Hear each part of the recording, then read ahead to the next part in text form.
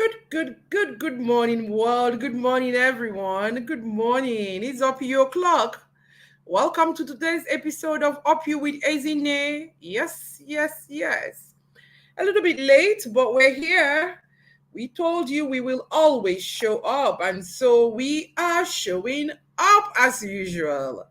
Yes. You're tuned into another empowering episode where we bring you stories of courage, resilience, and empowerment from women who have triumphed over life's most challenging adversities. Today's show is particularly special as it resonates deeply with our team for the upcoming Up You Women conference. Through the fire, triumphing in adversity. How you all doing? Especially those of us who live in Nigeria. How you all doing? I know the fuel scarcity is biting. Yeah, he dealt with us a bit today because we couldn't find fuel to power our generators and our systems. But here we are, we finally made it. So, how are you doing? Has it been with you? Yeah, I hope you're chinning up and you're just overcoming in leaps and bounds. Yes. It's Up You with Ezinne, still your favorite female centric show, and I'm here to keep you company as usual. So let's do this, my beautiful people. Finding self, finding purpose. My name is Ezinne Kufrekanem, and I'm your host. As always, I'm thrilled to have you join us on today's episode. The topic is From Trials to Triumph, Stories of Overcoming Adversity in the Journey to Empowerment. Please settle in, like and share the link, and let's begin from the beginning. Yes. Today we have an extraordinary guest with us, someone whose story embodies the very essence of overcoming obstacles. She has risen from the ashes of a difficult childhood, endured abuse, neglect, and through sheer determination, not only become a lawyer, but has risen to the esteemed position of a judge of a customary court. Stay with me for an insightful conversation on how to overcome what? Overcome adversity and build resilience and fortitude in your journey in life. Be kind to follow us on all our social media platforms that Up You with Ezinne on YouTube, Instagram, Facebook, and X. We'd love to connect with you and keep the conversation going long after this episode has ended. Please like and share the stream.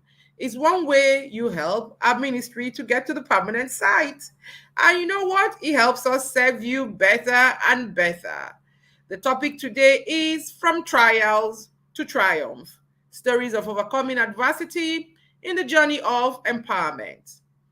May I remind you that all episodes of Up You with Ezinne are up on our YouTube and podcast channels at Up You with Ezinne. Be sure to follow us and don't miss a thing. All right. It's time to bring up our guest into the studio. Stay with me and let's see if our guest is ready. Remember, this is Up You with Ezinne, and we are live on YouTube and Instagram. If you're just joining us, this is Up You with Ezinne, and the topic on the banner is Trials to Triumph, Stories of Overcoming Adversity in the Journey of Empowerment. Our guest today is Jennifer George Nkutufok. She's a seasoned legal and management professional with extensive experience in law, leadership, and social entrepreneurship. She holds an LLB, BL, and certifications in dispute resolution and management consulting. A passionate advocate for marginalized groups, particularly women and children, Jennifer has led initiatives in empowerment, gender equality, and child protection. She has served in leadership roles, including as a judge at a customary court, where where she has adjudicated over 400 cases. Her commitment to positive social change and mentorship has earned her numerous accolades, including the legendary Leader of the Decade Award. Dear everyone, world over. Please join me to welcome to the show this morning Barrister Jennifer George. Good morning, Jennifer. How are you? Good morning. So glad to be here. Can you hear me? Hardly, Jennifer. I hardly can hear you. Oh, okay. Let me see if I can turn on my mic. Okay, everybody stay with us. Jennifer is trying to get herself adjusted so that she can tell us this her story. It is an amazing one. Jennifer, are you ready? Okay. Can you hear me now? I can't. People on the stream, can you hear Jennifer? If you can hear Jennifer, please type in on the stream that you can hear her so that she can proceed. Jennifer, try again. Okay. Um. Let Say me something see. to us, please, Jennifer. Let's see. Okay. Good afternoon. It's a pleasure to be here. Nobody can hear you. Oh, but I can hear you loud and clear. You can hear me loud and clear. Certainly. We can't hear you. Okay. Okay, somebody says it's better now. Do you have a microphone on you? Can you put it to your mouth or something? Okay. Yeah. Let me just adjust that. Okay. Can you hear me now?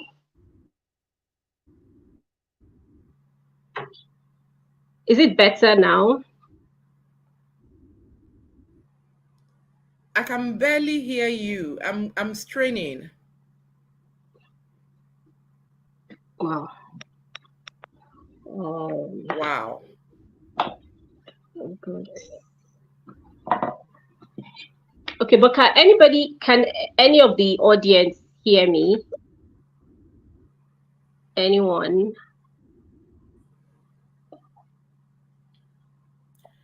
Okay, I can't hear Jennifer. I'm going to remove Jennifer now and hope that she fixes her volume and then we'll be able to pick her up again. So while we're waiting for her to adjust to her devices to be able to come through to the studio, what we're talking about today is overcoming resilience. Yes. So if there's anybody who'd like to join us, who has something to say, you want to say something to us about overcoming resilience, we can be having that conversation while we're waiting for Jennifer to adjust her devices. If you're just joining us, this is Up You with Ezinne, and the topic on the burner is From Trials to Triumph, Stories of Overcoming Adversity in the Journey to Empowerment. Yes, yes, yes. Jennifer is a magistrate, a lawyer, but she had to overcome abuse and neglect growing up. And that is the story she wants to share with all of us today, so that we'll know that it is not about how we began, but how we keep going and how we are going to finish. Yes. While we still wait for her, let me ask you, have you signed up for the UPU Women Conference coming up on the 31st of August 2024? Yes, you can see I'm smiling very broadly because that's what's up with me right now. So the UPU Women Conference is all cooked and we're waiting for you to sign up and join us. It's going to be a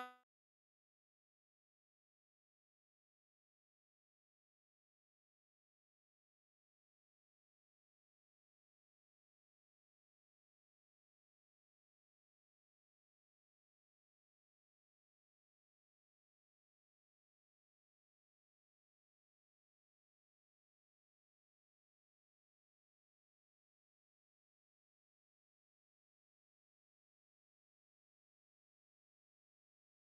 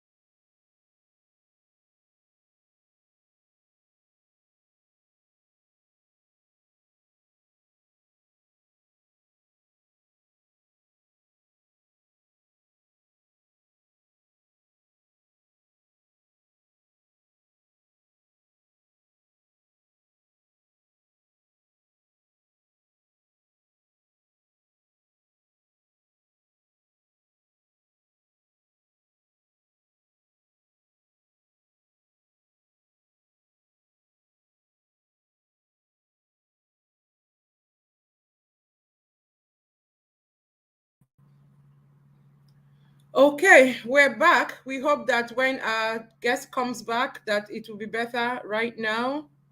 When she comes right back, we've tried to do some technical adjustments. Okie dokie. So I don't know how much you heard and what you heard, but remember it's up you with Ezinne, and the topic on the show is overcoming challenges. Overcoming challenges. That is the topic on the show today.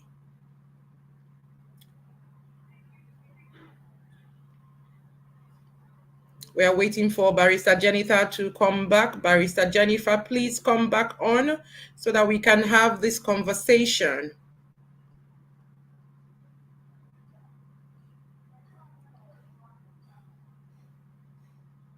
Have you registered for the OPU Women Conference? I can't wait to see you on Saturday next week. I can't wait to see you on Saturday next week. Okay, so someone says it's better now. Fantastic. She will soon be here. Yeah, I'm getting feedback. She will soon be here, so please stay with me. If you're on the stream, please say something. I can quickly read what you're saying and be able to respond to you right away. Yes, yes, yes. That's how we roll this morning. Okay. Welcome back, Jennifer. Say something. Good afternoon. Can you hear me now? Wow, beautiful. Okay, we're good to go now. So I'm going to read your profile again so that those who are just joining now will know exactly who you are and what we're doing here. So give me 1 second, everybody, to just get back on course as well. So, yeah. So today we have Barrister Jennifer on the show with us, and her name is Jennifer Judge Nkutufok, a seasoned legal and management professional with extensive experience in law and leadership and social entrepreneurship. So that's Jennifer for you. Jennifer, welcome.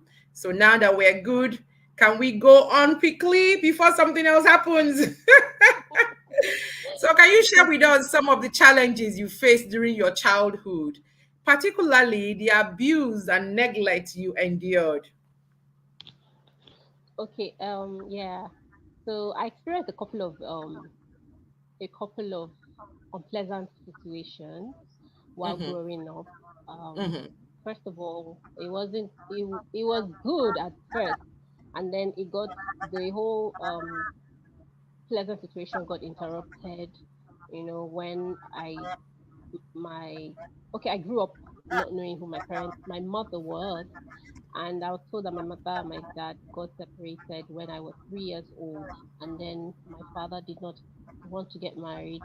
He didn't want to remarry because he was afraid that bringing in another woman would affect his children, negatively. But um, he was, of course, he was pressured and he succumbed to the pressure, and then he got married, took a second wife, and then that was the beginning of the whole trouble that I experienced. And so this woman came into the house, and for some reason she did not like me, and she succeeded in convincing my father to believe that I was a witch. And then she brought in some people that they called prophets, and they came and started sharing some false prophecies, and they told him that I was responsible for all his woes and misfortunes. And then they told him that I wanted to kill him. And then they also said that I was responsible for the woman's inability to conceive and bear children. And then because of that, my father believed the lies they were peddling, and they took me out of the house, took me to a place, an unknown place, and I was abandoned there for months. And almost every week or every other day, someone would come in and whip me, lash me, and then be telling me to confess, to confess to things that I didn't even know about. They'll say and we know that you are married, you have kids in the marine kingdom, and you are a queen of the marine world and all of those things. And then they would torture me, flog me, and then there was a time when they took me to a place where the man took me to strip, told me to strip, took off my clothes, and then he started rubbing some foreign substance all over my body, and then he took this electric iron wire and flogged me all over my body, and he was saying that I was a queen in the witchcraft kingdom and all of that. And then he now said he was going to deliver me out of that kingdom. So he took me to the back of their compound. He slid two of his fingers into my through my mouth, down my throat, and began to pull out the tissues along my throat. So while he was doing that, I was bleeding profusely. And he called my dad and told my dad that that was the blood that I was drinking in the witchcraft coven. So I was bleeding, and all my neck, all my throat was filled with injury. My mouth, my lips were swollen. All my gums were sore. I couldn't eat for weeks, you know. And then he now took an ointment and rubbed it all over my eyes. It was very pepperish, you know. And he said, okay, that I was free. And I think that was not enough. He took me to another place where the man now called me out and told all the people in the congregation to start mocking, booing at me and saying this girl is a witch and all of those things. So I went through all of those torture and humiliation. And then there were times when my father would call me and tell me that I was his number one enemy, and that if anything happened to him, that I was to be held responsible. And so those verbal abuses continued for several years. And then there was a time when sometimes when I forget to wash dishes, they'll call my friends and tell my friends, and then they'll show my friends, look at this, what your friend did. She's not normal. So they made me believe that I was not normal.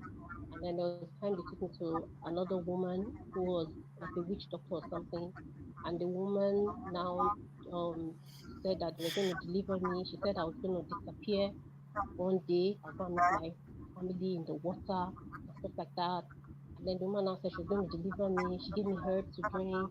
And then she now said she was going to wash my head, you know, and all of those things. So all those things. So at a point, I started becoming afraid of myself because those things were getting to me, and I believed that one day I was going to disappear, just like they were making me believe.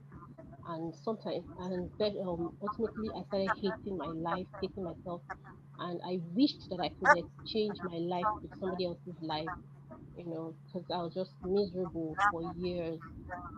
So I was miserable for years, went through all of those things. But what made that experience more devastating for me was the fact that it was coming from people that I expected to love me. Like they say that children in where they are born into homes, they of course children are expected to grow in environments of love and care and all of that. So I expected love from those people that were closest to me, but they were the ones that were seeing me as an enemy, and they were the ones that put me through all that torment. So it was more devastating for me.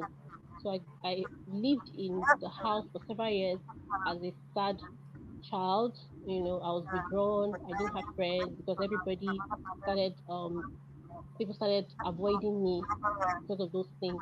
And then there was a time when my stepmother went to the church that we were worshiping in, and she started spreading rumor there that I had gotten pregnant, and that I had um that I had aborted the baby, and then people started peddling that rumor about me, so it kind of affected me because at that time I wasn't even, I didn't even know, like I was not even, I was kind of oblivious of the whole situation, So all of those things put together affected me as a child while growing up.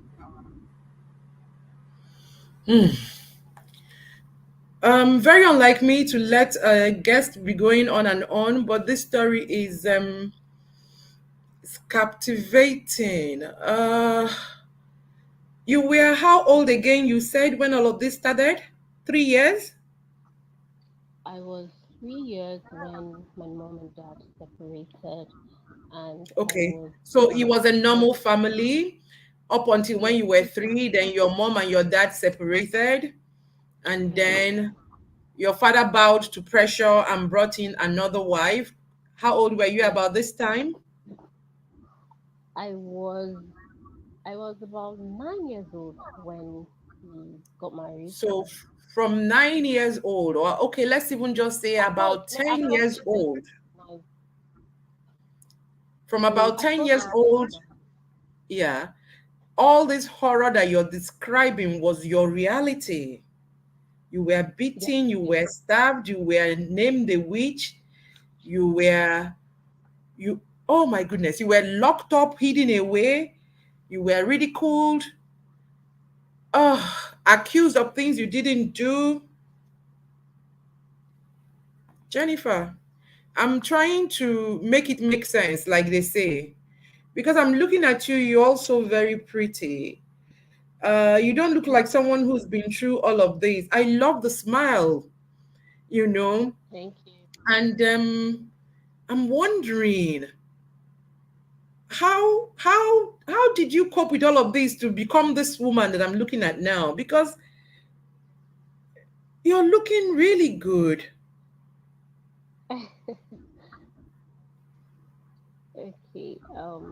I get that a lot. Like even when I was going through that experience, and I shared it with, I think, about two or three of my friends, older friends, and they found it incredible. Found it hard to believe. So, but I think the foundation of my um I think the foundation that I had as a child actually helped me, because like I said before, it was everything was good at the beginning, because I remember that when I forgot to tell you that I went in search of my mother much later while I was in the university. So at the time I met her and I told her this experiences, when I recounted all these experiences to her, she found it very hard to believe. And when I asked her why, she said because she knew the husband that she married, she knew the relationship that my dad had with us, and she knew that he never joked with us with his children, particularly our education.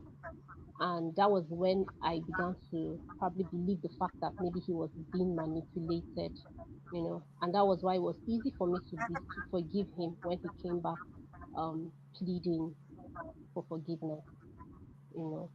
So yeah, so like I said before, the foundation at the beginning, at the onset, everything was good. I had a very good relationship with my dad, and my dad kind of helped me. Like I tell people that, well, he's one of my heroes, because some of the things that I know about myself are things that my dad told me. It was from my dad's lips that I first heard that I am a beautiful girl, you know. So even before this woman came on board, I grew up as a normal, balanced child.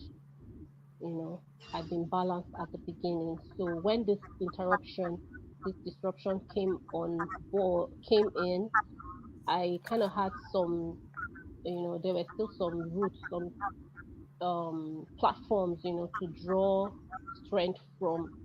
You understand? And so even So though it was not easy, it wasn't easy at all pulling through all of that. It wasn't easy. There were times when I became suicidal. There are times when I contemplated running away from home. There are times when I contemplated taking my life, you know. But then I thank God that it helped me build resilience through it all, through all of that. let me quickly ask, were you an only child? No, I wasn't. There were two of us. There were two of Yes. you. I, Were both yes. of you going through this same challenge at the same time at this in this woman's hand? Or Yes. was it But just you? I was the most hit.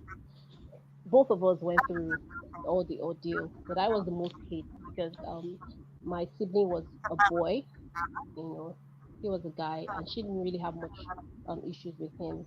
I was the main target, you know. So, but he also had his own fair share of the ordeal. And interestingly, he has also been able to pull through, and right now he's doing well professionally, career wise. Okay. Um, I'm going to go to the end and then come back to where we were. Is your father still Okay, alive? absolutely, yes. I still spoke with Is him this his wife morning. still alive? Yeah, she is, but they're no longer together. Okay. What's your relationship with your father like now? Oh, quite cordial, very cordial. I spoke with him this morning. He called me this morning, Oh, and wow. yeah, we had a Oh, friendly wow. conversation. And this wife, she left? Yes, she left. She left. Okay. Yeah. Okay. So along the line, while all of this was going on, coincidentally, they now discovered that she had a medical condition, that was responsible for her infertility, and that was taken care of. And then she had her own kid. Mm. And yes, yes. So in the course of So you all of were in that, the cause of her infertility, like they said. I didn't know anything about it. Oh my goodness. Oh my goodness. I didn't know anything about it. So yeah, so she later had her own kids. As a matter of fact, I used to pray that I should pray for God to give her kids so she could um take her eyes off me, so she just focus on her kids and just let me be. But unfortunately, when she had kids, in fact, the torment doubled, became worse. It became worse because she now started starving us, you know, just and it wasn't like my dad was it wasn't like he wasn't well to do. He was very well to do, very comfortable, and there was enough to go around. But just she was just being selfish. So yeah, so there were times when I had to go without food for weeks, for up to a week, 2 weeks without food. The kitchen door would be locked. And then I had to now get my own kitchen utensils and be cooking my food in my room. So I had to take on some jobs, side jobs, just to be able to get funds for myself. So at that time, I was working in a phone booth, and then I had some friends like that, so they would call, make calls, and then they would just leave their change for me. Be like, okay, fine, girl, just take like that. So every well, God was quite benevolent to me in the sense that almost every day I always had money to go home with. So on my way home, I'll stop over at the shop, I'll buy food stuff, little food stuff, then I'll go home and cook, and cook dinner in my room. you know. So that was how I was surviving until when God touches her heart and then she opens the kitchen door, and then I have access to food from the house. So that was how we're just managing. Do you believe that your father didn't know about this at all? He had no clue that this was going Ah, on? I I'm tempted to believe so because before the woman came, he was very, very like he was very kind to us, and everybody knew in the family that he didn't never joked with his kids, you know. So and then all of a sudden, and then I remember that during the initial period when she came into the house, when the first day she called me witch, my father reprimanded her. He reprimanded her. I remember that day vividly, and told her he never wanted to hear that word mentioned in the house again. So all of this put together make me believe that he was he didn't know.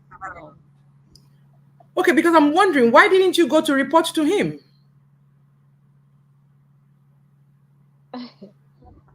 okay, at what point do you mean? No, you see, because I'm thinking this is me here in my father's house. Yes, me. And we are having it good and we are all good. And then suddenly he marries one wife and then she will now lock the door and then I will not be able to eat 1 week. I will run to my father. Ah, I will say, Daddy, can you see what is going on here? Why did you keep quiet? Forgive me. Okay, Why did you keep quiet? okay, no, it's fine. It's fine, it's fine. Okay, so initially, I remember there was this practice my dad had, every time he comes back from work, when she serves him food, before he even sits down to eat, he'll ask her, "Are my kids eating?" And she'll say yes. So that continued for a while. Then all of a sudden, when all those prophecies started coming in, all those fake prophecies, when they started peddling those fake prophecies, he now stopped asking those questions. So I knew at that time that everything was no longer normal, you know.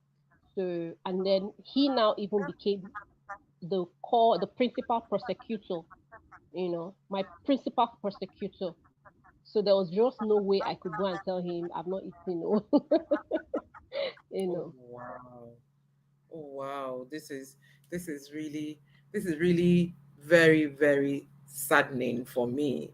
Someone on the stream says some of these women happen the own case. Someone on the stream says some of these women happened the own case. You know, she was very smart. Thank you for that contribution. So really, when you were talking, you said she became your principal prosecutor. Now you're beginning to speak like the judge that you are. How did you even go to school? Or did you decide to read law so you can come and take revenge on the people that made your life a bit uncomfortable and miserable growing up, or what? Okay, yeah, my journey into the legal profession is quite comical, so to speak, because from the onset, I never wanted to be a lawyer. I never envisaged that I would become a lawyer. So I wanted to be a broadcaster because people say I talk a lot, like I love to talk and all of that, call me chatterbox and all of those stuff. So I always wanted to be, had always wanted to become a broadcaster, But when I attempted JAM for the first and second time, and I failed in mass communication, I didn't get up to the cutoff point. And so at the third attempt, my father, then he was in Calabar, and he wanted me to school in Calabar, University of Calabar. So he insisted that I choose a course that was there, that was in I mean, that Unical was offering, and then there was no mass communication in Unical then. And then he also suggested, okay, so he just suggested, okay, why not go and do law? So I said, okay, so why not go and do law? We don't have a lawyer in the family. And I attempted JAM for the third time, and coincidentally, I passed, and I scored above the cutoff point, and that was how I got into the faculty of law. Yeah, so studying law didn't really, it wasn't much of a challenge for me. I enjoyed it along the line. And so I remember there were times when my father used to do some funny things like that, like when his wife would cook up stories about us, against us, and tell him. And then when he comes, he will just listen to her side, not listen to our side. And then I'll now be like, no, that is injustice. And my father would jokingly say, yes, I'm the one that sent you to go and study law. So practice your law on me. So so yeah, so by and large, I came to enjoy studying law. So I didn't study law because I wanted to pay anybody back. No, I didn't. I just needed to be that naughty with that question because I wanted to be sure that your motive for studying law isn't to go and jail everybody that has just made your life a bit uncomfortable. But it's good to know that you're also aiming to come and take my job. So maybe I should also now go and write jam or something and go and read law. So by the time you become a broadcaster, I will be sitting on your seat and be jailing some people. Yes, I so want to you jail just some people myself, man. Oh my God. Ah, Jennifer, your story is just so captivating because I just imagine as a child, having to go through all of this and also having to now wake up, fend for yourself and everything, and not even knowing for sure where your birth mother was and if she is even doing good, or even why she left your father in the first place. You didn't have these pieces in. So it was all a whole lot of missing puzzles for you, and you were still soldiering on, and you made something out of yourself.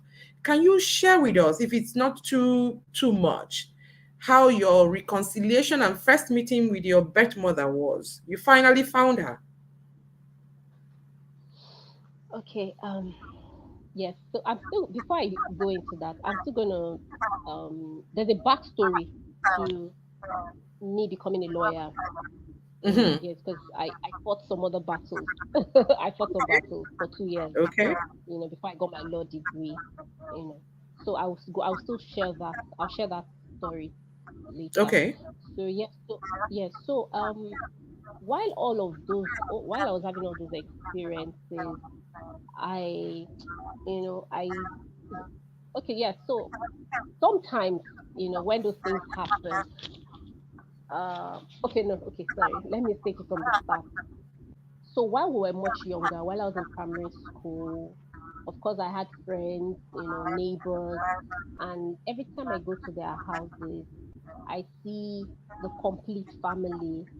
There's dad, there's mom, there's children, and then you come back home and there's dad, no mom, maybe auntie, probably a domestic servant or something, and just children. So as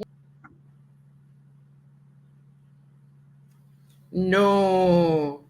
No. Yeah, okay, come back.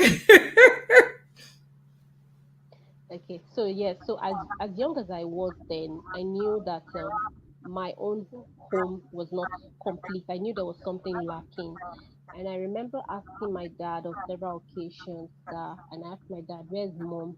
How come there's no mommy in this house?" And he would just start telling me, narrating some stories of how he was good to my mom and my mom wasn't good to him and all of those things, you know.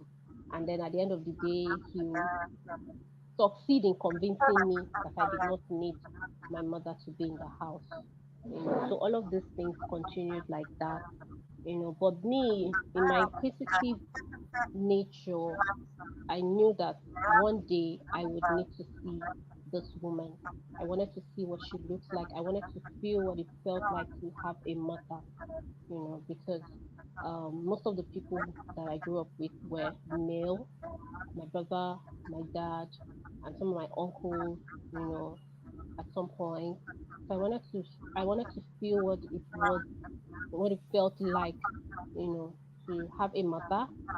And so I knew that one day I would go in search of her.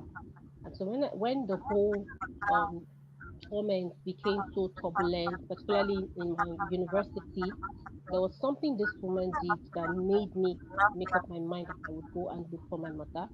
That day, I had an exam to write on that morning, and while I was preparing for my exam, I had dressed up.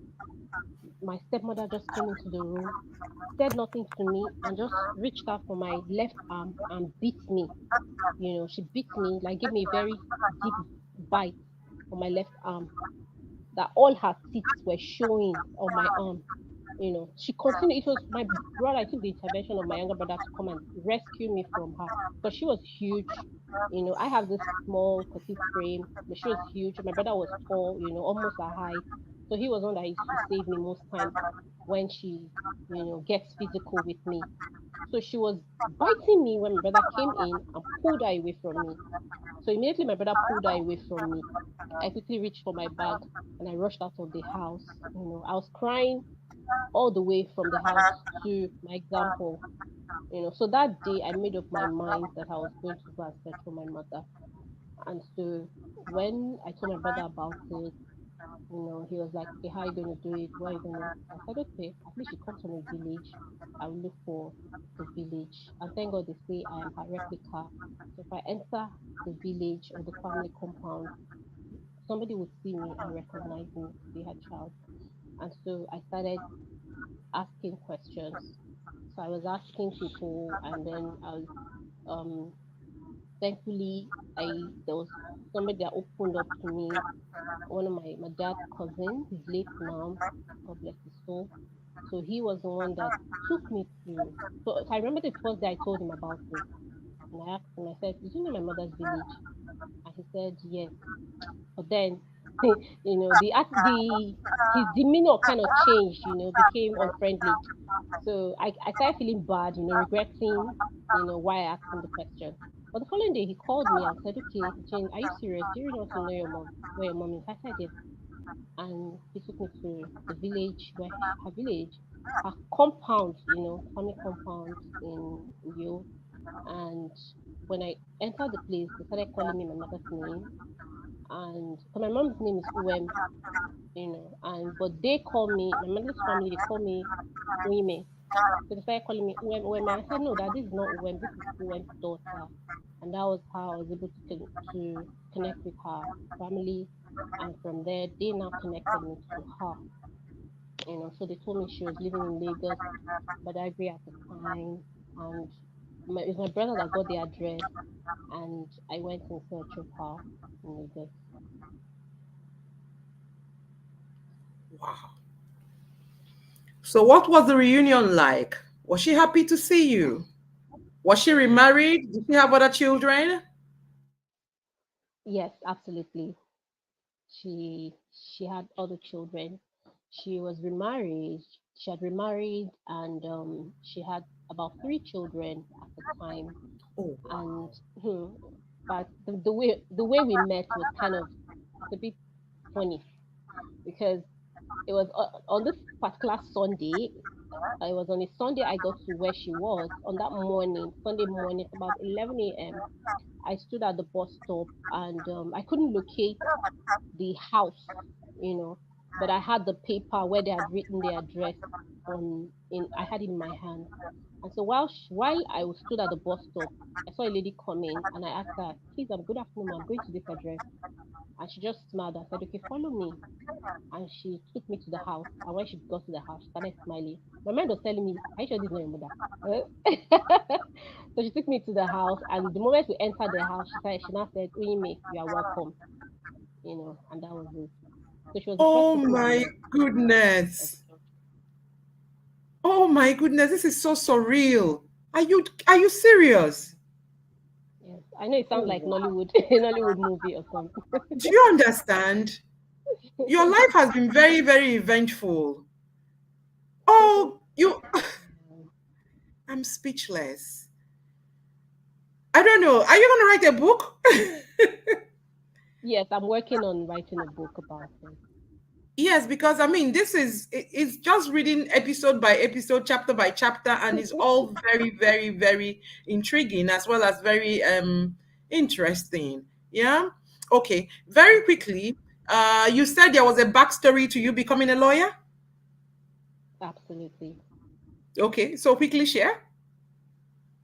Okay, so when I when I was in what year now? Okay, final year. So in final year, I had some. Okay, so yeah, so when I was in final year and we were awaiting our, how do I start? So sorry, please. Okay, yeah, so in final year, I was assigned to a supervisor, a female supervisor. I don't know what I Mhm. did to the woman. So she told me, okay, I should go and complete my project and then submit to her. So when I submitted my project to her, she just got upset and threw my file to the threw my file away at me and said she was not going to supervise me.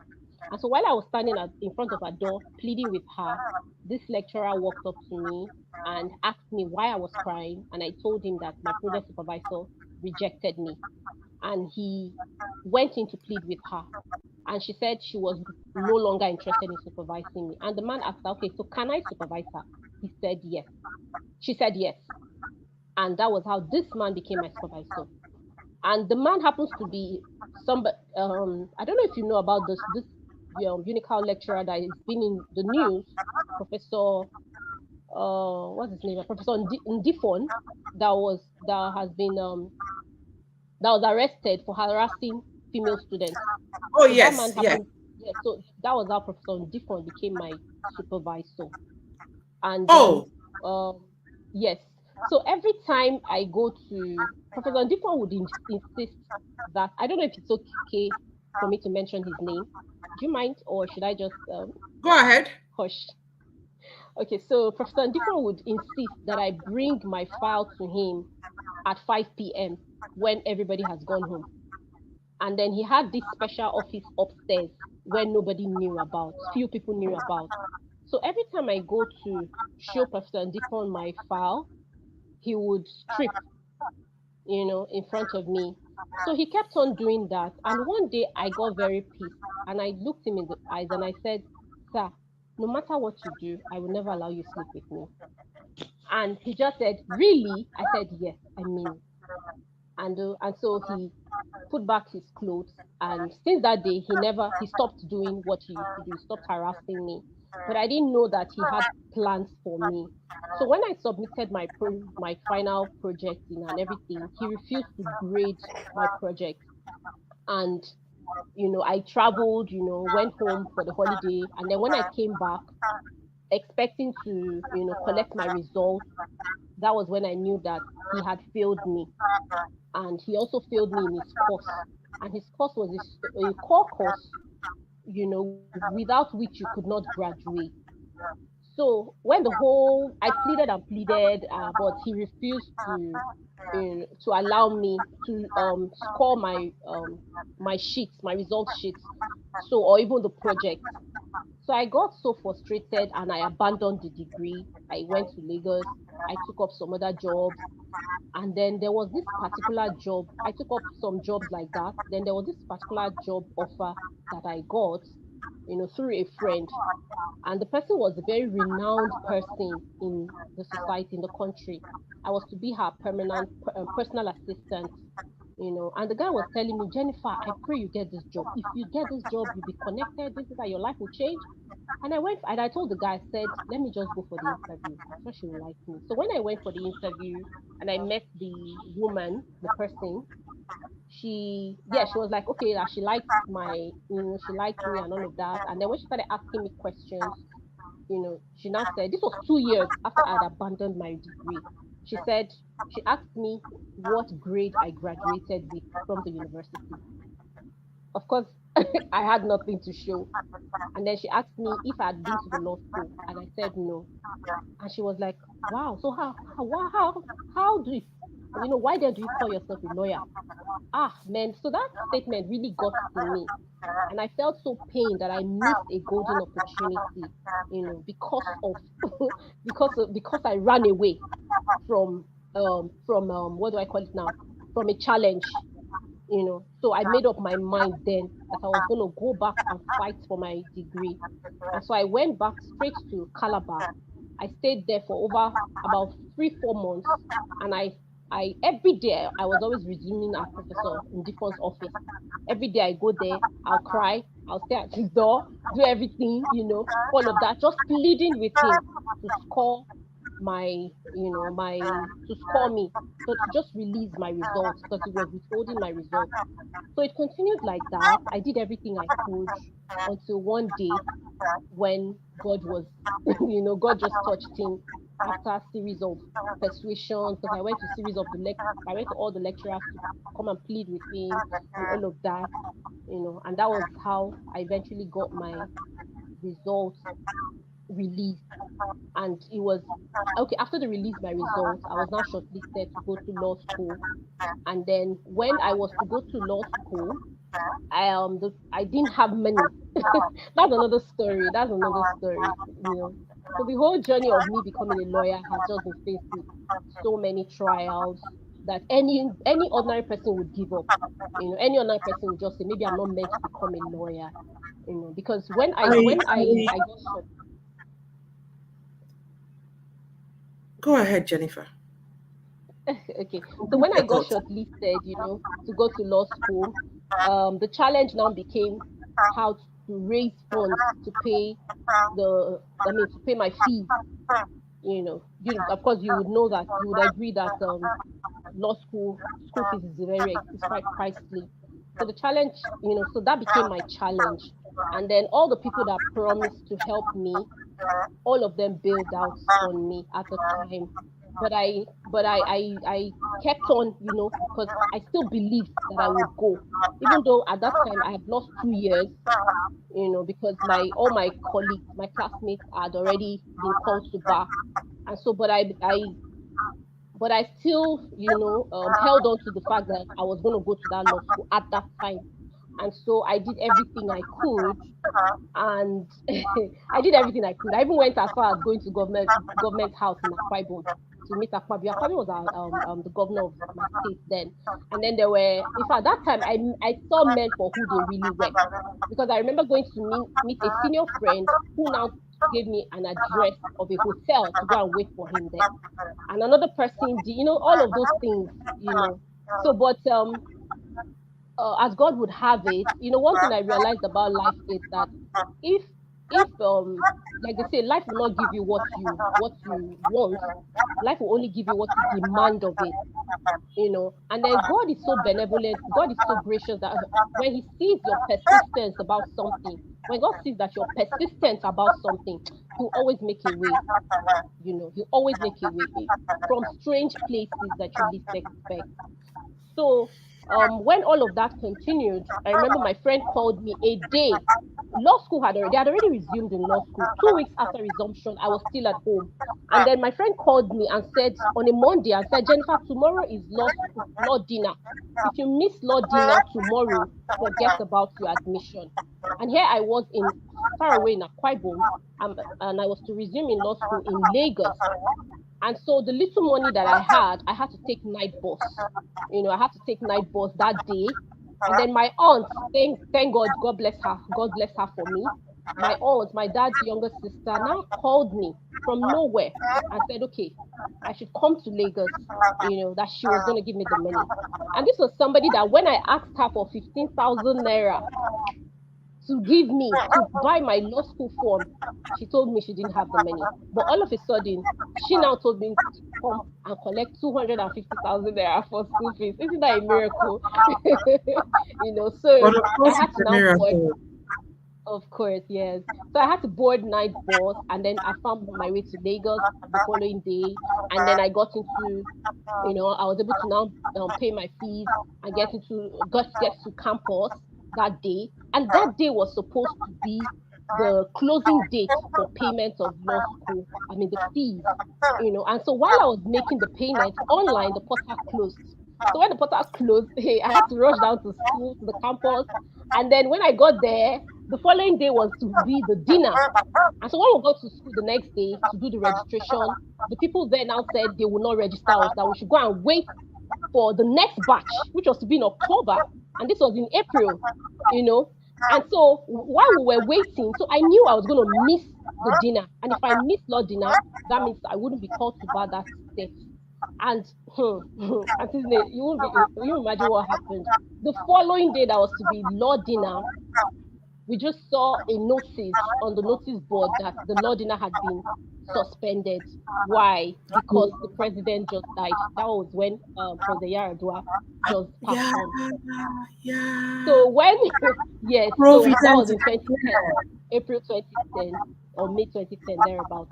So when that happened, they had to suspend law dinner, and that was when the window now opened for all of us to now make our payments and then resume school proper. Through the fire, triumphing in adversity.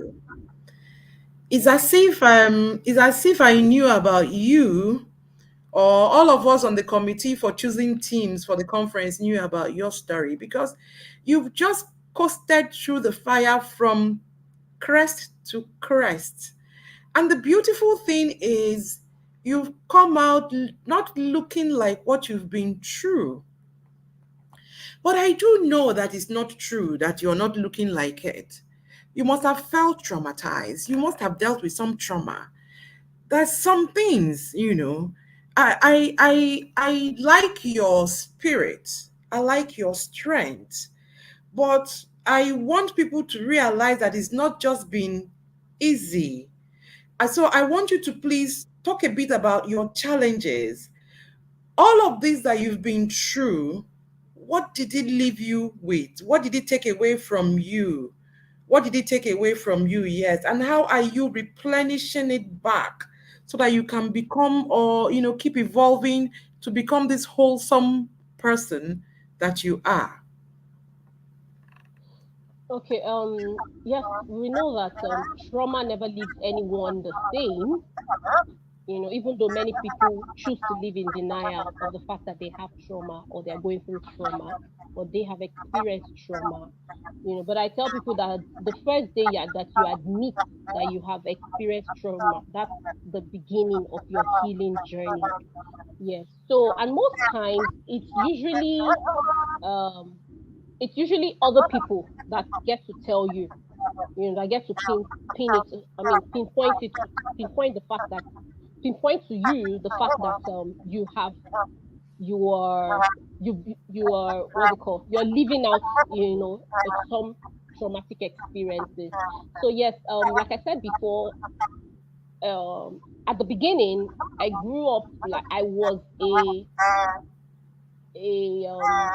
a child that had no fear, a child that was bold, But what those things did to me was that it robbed me of my self esteem, and then it affected my relationship with people.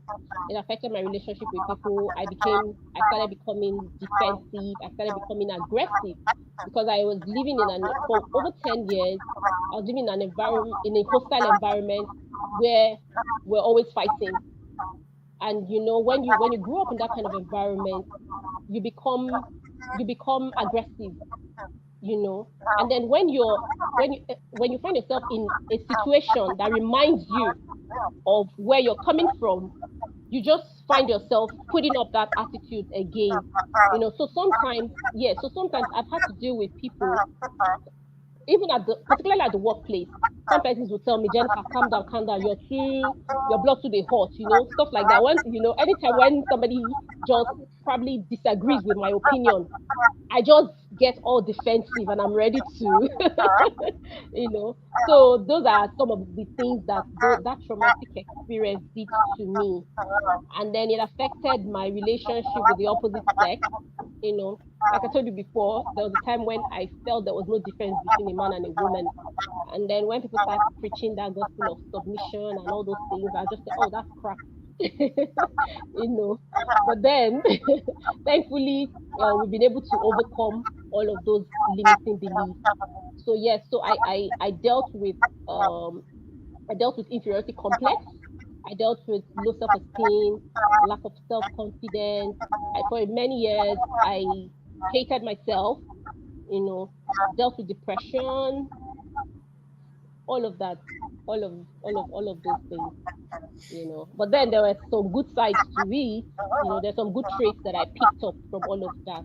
There's some good traits that I picked up, yes, which I'm thankful for. Jennifer, I salute the divinity in you. I salute your courage. I salute your strength. I salute the fact that you can share your story and that you are alive and thriving and sharing the story yourself. I do know that a lot of people will learn from you and from this story. I am picking up a whole lot of stuff. Now, in my own understanding and in my interaction with people that have had to go through personal trauma, they get triggered, when similar incidences occur or things like that, so some things just trigger them and take them back down the hole where they're trying to come out from or where they have already come out from. But you are a kind of a first for me because here you are looking at your trigger every day in the face because you are not you decided to become a family law mm, advocate. The same place where you were wounded, you went right back there and said, you know what, I am here to do repair work. For so long as I am judge in this court, I will do my best to ensure that you people do not divorce and then put your children in the kind of trauma that I went through. Who are you, Jennifer? What drives you, Jennifer? How do you do this every day without losing your head? Okay, please don't get the impression that I'm not human. I am a human That's being why with blood. thank you. Because that's why I'm asking this question. So that we can, I'm I a don't human being. understand. Because Yes. I know that if it was me, I'll be crying every day. How do Oh you yes, do there were this? moments when there were moments when I did cry. There were moments when I struggled to hold back my tears in court. Yes, so we had some situations like that when there are even times when I started preaching. I found myself preaching Preaching to George. couples. Oh my goodness. So there were such moments, particularly when I just joined the profession. So when I just joined, I was like, sometimes I'll be like, what's wrong with all of you? If only if only you know the hell you're putting your kids through, you know. So most times when especially when I'm sitting over, presiding over child custody cases. I just tell the couples, I'm like, I don't care about both of you. You people can do what you like. But my concern is, are these kids, the children, So yes, so all of those experiences that I had made me to become interested in childcare and protection. And as you know, like you saw in my profile, I happen to be the country chair for G100 childcare and protection and parenting, childcare protection and parenting. And that's what, if as a matter of fact, that was not, I didn't choose that role. I didn't choose that role. The founder of G100 organization just reached out to me on LinkedIn. And when she saw my profile, she said she wanted me to be in that sector, you know. And so I chose to Okay. Okay, now how I became a customary court judge is another story. Is another story. I did not envisage it. I did not envisage it. It wasn't planned at all. I just knew I was working in a private law firm, and I heard about a vacancy in a court, and I said, okay, at least in this place they won't be owing me salaries. So I went there, picked up the form, as a matter of fact, it was when I went for the interview that I got to know what the job was about. And so I believe I'm a spiritual person, and I believe in divinity. And I believe that when you surrender your life to divinity, whatever your choice of divinity is, there's a way that God will order your steps. You understand? He will just be ordering your steps, putting you in places that he feels that you're best suited, to be in.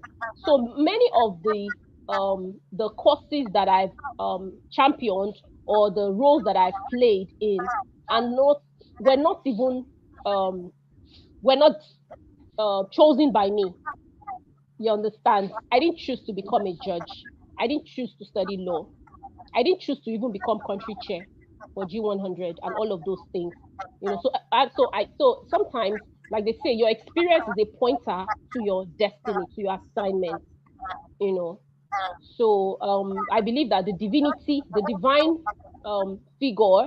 figure that is up there, just saw that, okay, this lady would be, the best suited in this role. And most times, I get kudos. I get kudos from people, particularly when I deliver my judgment. When I deliver my judgment, in matrimonial cases, I get kudos. Like there are times when I get applause from lawyers in court. They'll just stand up and start clapping and be like, "Wow, that was a profound judgment," and stuff like that. Because I'm able to bring my personal experience to bear. You know. So yeah. So Can you see so me that's just all I bobbing? have to say. Can you see me bobbing my head? There's something you said. You said adversity is a pointer to you finding and fulfilling your purpose. So it's very, very, very poignant what you said. I didn't choose my life. I didn't Mm, choose my experiences. I didn't choose to become a lawyer. I didn't choose to become a magistrate judge. I didn't choose to become country chair. But the divinity orchestrated all of this because they know that in all of this, I will find purpose, and I will Mm.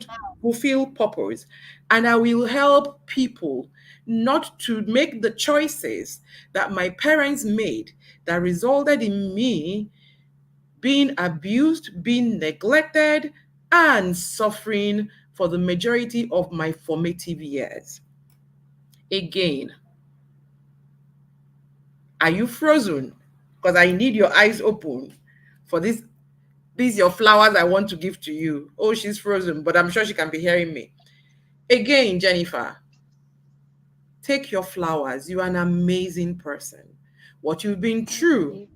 in life is no child's play. If I was in your court as well, I will be jumping up and giving you all the up you, because you are so amazing. That you put yourself through this every day. I applaud you. And thank you for saving those children. Thank you for making their parents understand that the splitting is not just for them alone, that they actually hinder their children's development and purpose. Thank you for everything that you do for humanity. And I know that God in Himself will continue to take care of you and perfect every other thing that is outstanding in your life, so that you Amen. too will be a complete and full manifestation of His glory. Before I let you go, time has gone. We have spoken for a long time. You know, um, tell me, how important do you think it is for women to share their stories the way you shared your story today?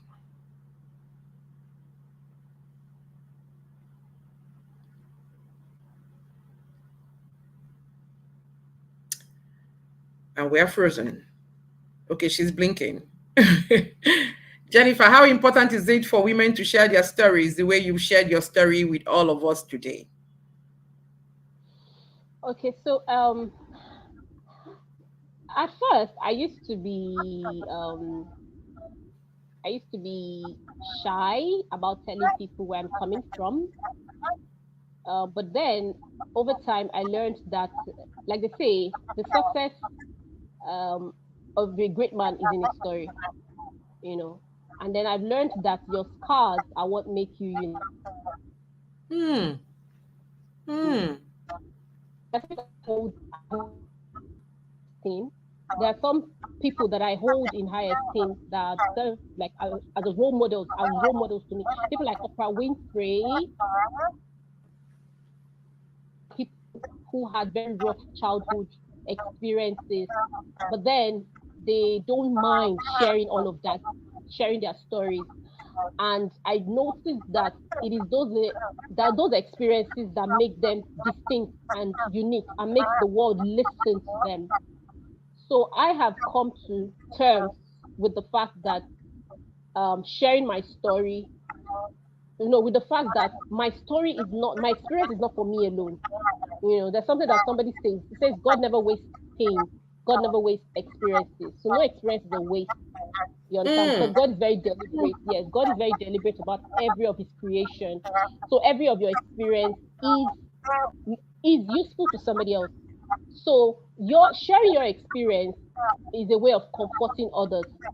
you know like there's a passage in the holy book that I read, which is the Bible, which says that God comforts you in your trouble so that you can use the comfort that you receive from God to comfort others. So that comfort that you receive, okay, so that comfort that you receive from your when you were going through your troubles is what you should use to inspire others.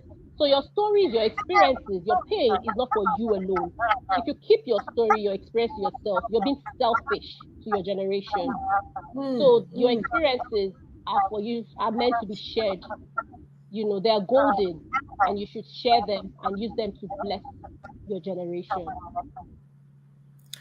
And I will add that is also the fastest way to heal, because when you share, Absolutely. it goes out of your system, it stops occupying a rent-free space in your head and in your brain, and then you begin to become lighter, and then you begin to travel faster to where you're going to.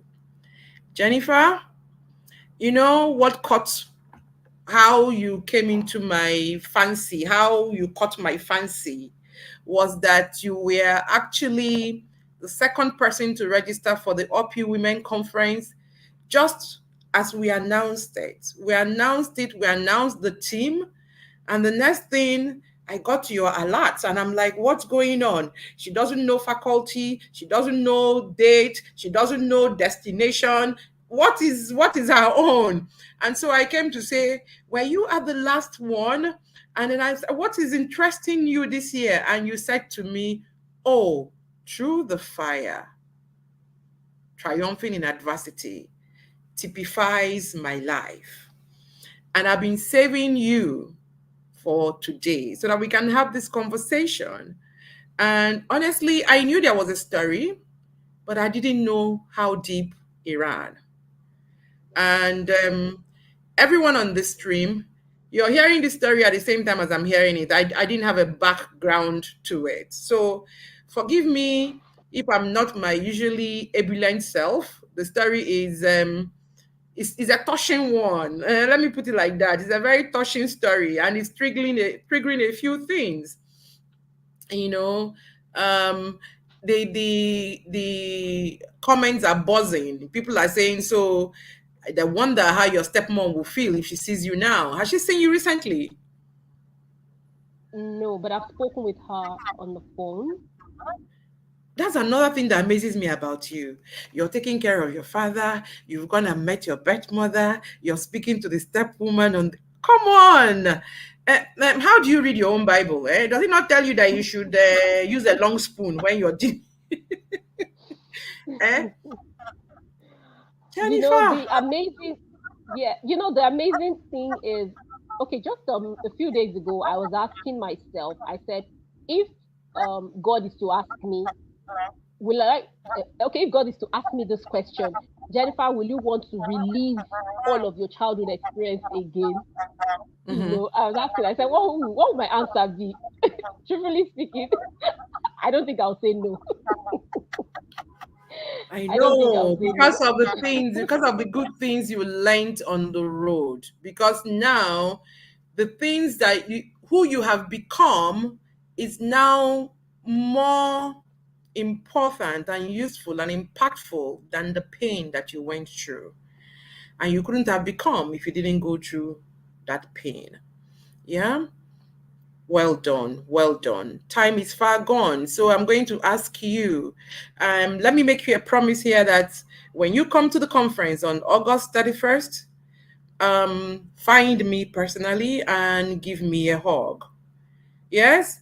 And I would hug you so tight, and then we will continue this conversation. This is just the beginning of it. We're going to do a podcast. We're going to do many things together, and we're going to have get you to talk to many young women as well, because you have gone through the whole gamut. Abuse, you know it.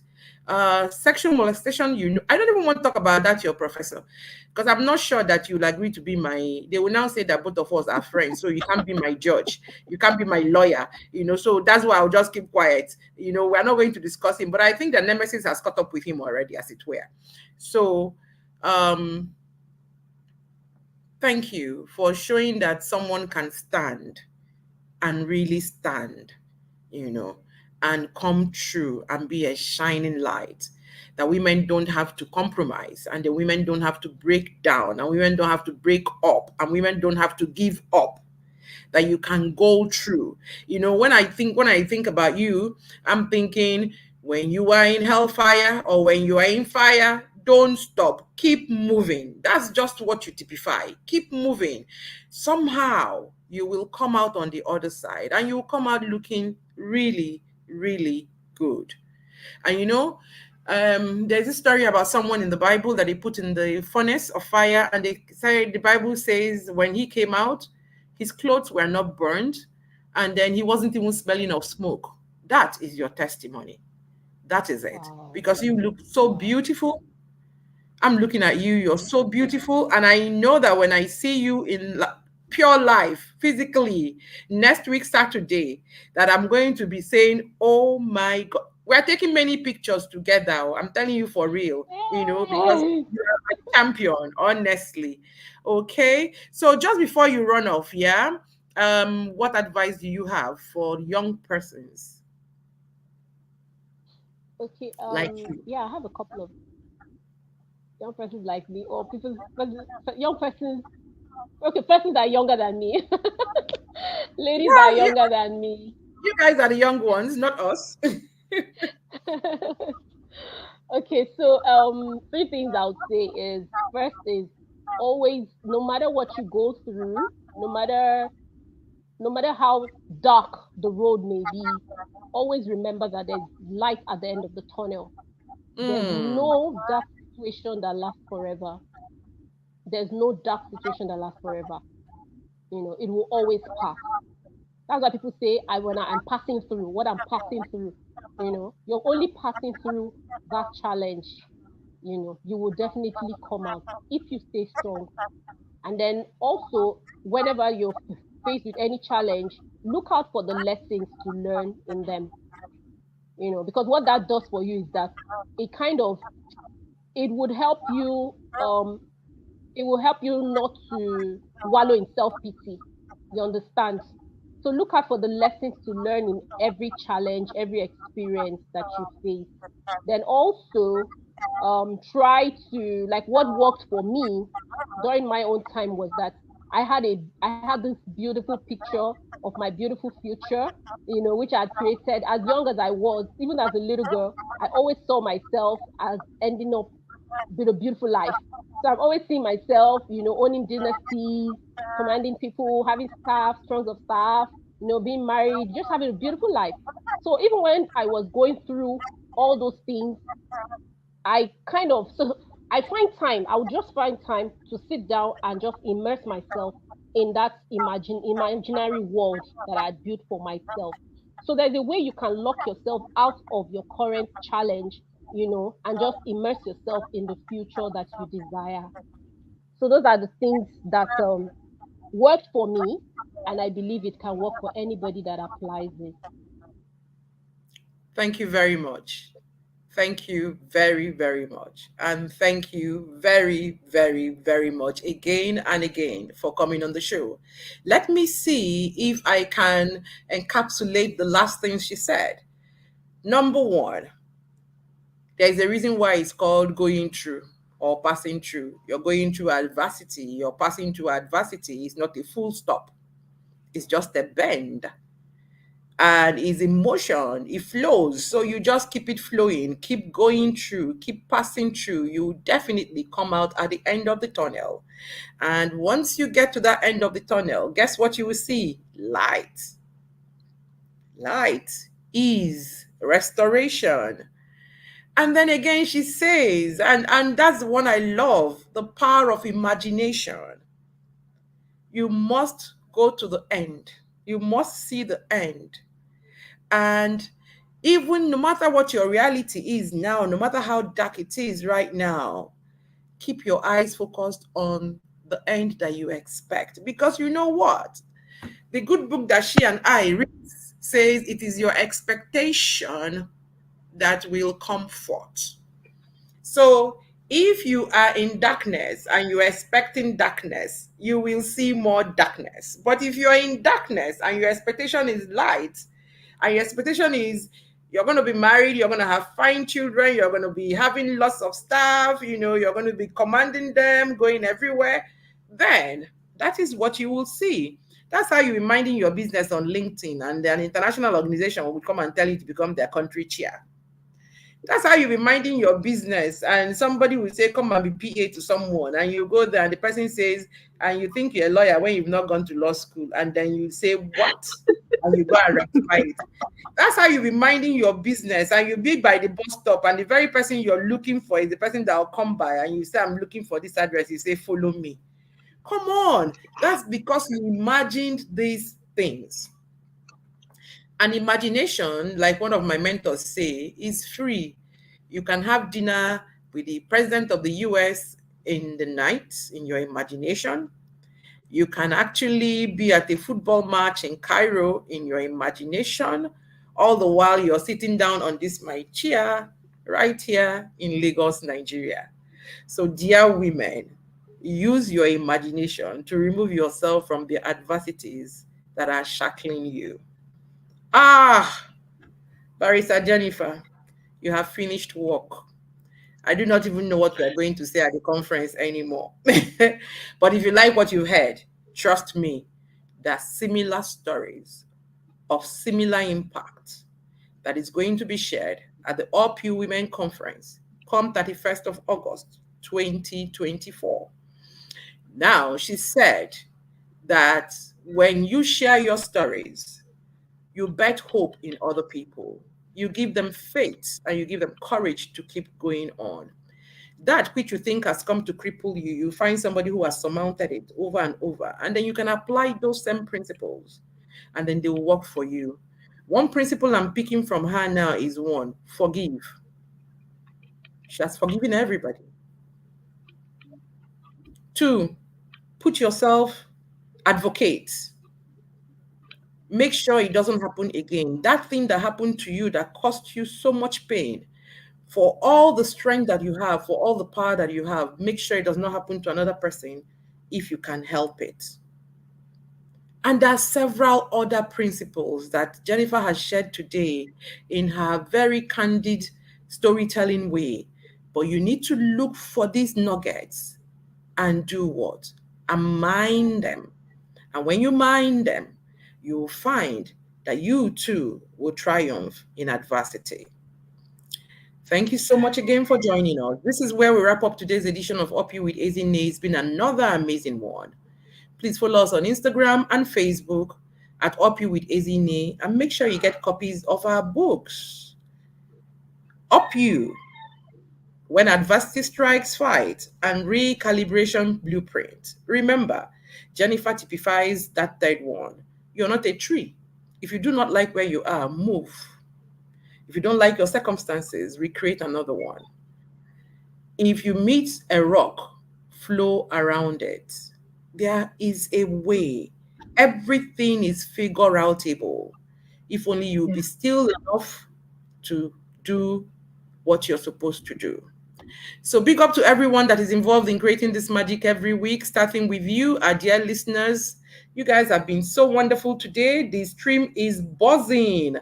I will go through and respond to everyone personally. Yeah. And I'm also asking Jennifer to later on come look and answer all the questions that people have thrown at you, or take your flowers that they've given to you as well.